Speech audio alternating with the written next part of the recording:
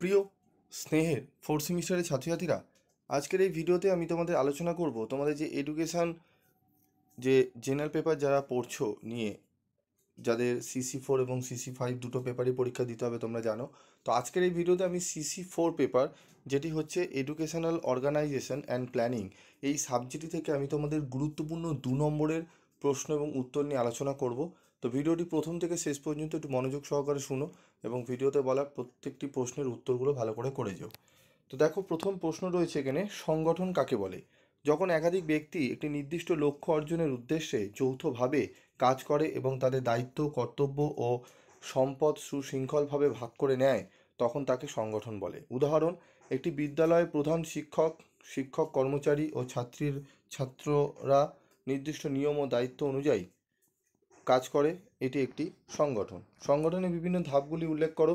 সংগঠনের প্রধান ধাপগুলি হলো লক্ষ্য নির্ধারণ, কাজ বিভাজন, দায়িত্ব ও কর্তৃত্ব প্রদান, বিভাগ গঠন, সমন্বয় সাধন, মূল্যায়ন ও পর্যালোচনা। সংগঠনের দুটি নীতি বা বৈশিষ্ট্য উল্লেখ করো। উদ্দেশ্যের নীতি, কর্ম বিভাজনের নীতি, ঠিক আছে, স্তর অনুসারে ক্ষমতা বন্টনের নীতি। সংগঠনের দুটি সুবিধা: একটি ভালো সংগঠন সুদৃঢ় কার্যকরী পরিকল্পনার ভিত্তি রচনা করে, যার ফলে সঠিক দিশায় সঠিক পরিবর্তন রচনা করা সম্ভব হয়। সংগঠনের মাধ্যমে কাজ ও দায়িত্বগুলি সঠিকভাবে ভাগ হয়, ফলে প্রতিষ্ঠানটি শৃঙ্খলাভাবে পরিচালিত হয়। ঠিক আছে। আর যারা তোমরা স্টাডি মেটেরিয়াল সংগ্রহ করেছো আমার থেকে, সেখানে কিন্তু তোমরা জানো আমি 2 মার্কসের প্রশ্ন খুব একটা বেশি খুব দিইনি, তবে যেগুলো দিয়েছি সেখান থেকে তোমরা কমন পাবেই।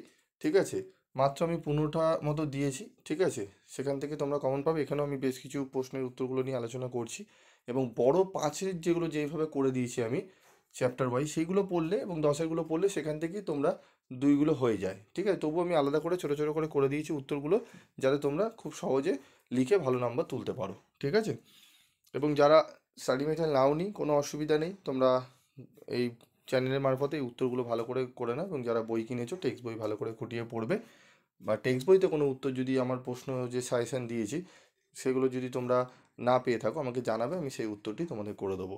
তারপর দেখো, শিক্ষা সংগঠন কি? শিক্ষা প্রশাসন পরিচালনার জন্য যে সংগঠন সংগঠিত হয় তাকে শিক্ষা সংগঠন বলে।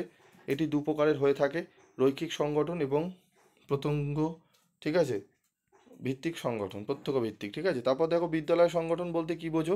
বিদ্যালয় সংগঠন হলো একটি পরিকল্পিত প্রক্রিয়া যার মাধ্যমে বিদ্যালয়ের বিভিন্ন উপাদান, যেমন শিক্ষক, ছাত্র, শ্রেণীকক্ষ, সময়, পাঠ্যক্রম ইত্যাদি সুসংগঠিতভাবে পরিচালিত হয়, যাতে শিক্ষার উদ্দেশ্য সফলভাবে অর্জিত হয়। সংক্ষেপে, বিদ্যালয়ের লক্ষ্য ও কাজসমূহ সুশৃঙ্খলভাবে পরিচালনার জন্য গঠিত কাঠামো ও প্রক্রিয়াকেই বিদ্যালয় সংগঠন বলে।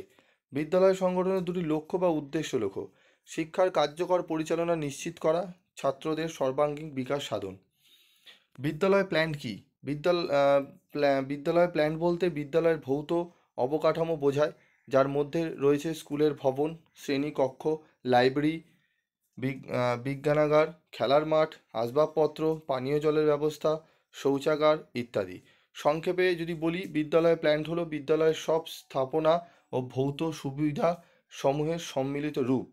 ঠিক আছে, তো এখানে আমি টোটাল 8টা প্রশ্নের উত্তর তোমাদের সামনে তুলে ধরলাম। এমনও হতে পারে এই 8টা থেকেই হয়তো তোমরা 4-5টা প্রশ্ন কিন্তু কমন পেয়ে যেতে পারো। ঠিক আছে, এই 8টা প্রশ্ন দিলাম, আমি আরও পরবর্তী ভিডিওতে আমি আরও তোমাদের 2 নম্বরে বানাচ্ছি। তোমরা রিকোয়েস্ট করেছো, আমি আরও অনেক বানাচ্ছি, সেগুলো আমি দেবো। এগুলো পড়তে থাকো এবং খাতায় একটু নোট করে বা স্ক্রিনশট তুলে তোমরা এগুলো পড়ে নিয়ে রেডি থাকো। ঠিক আছে, তো আজকের মতো ভিডিওটি শেষ করছি। দেখা হচ্ছে পরবর্তী ভিডিওতে। সকলে ভালো থেকো, সুস্থ থেকো।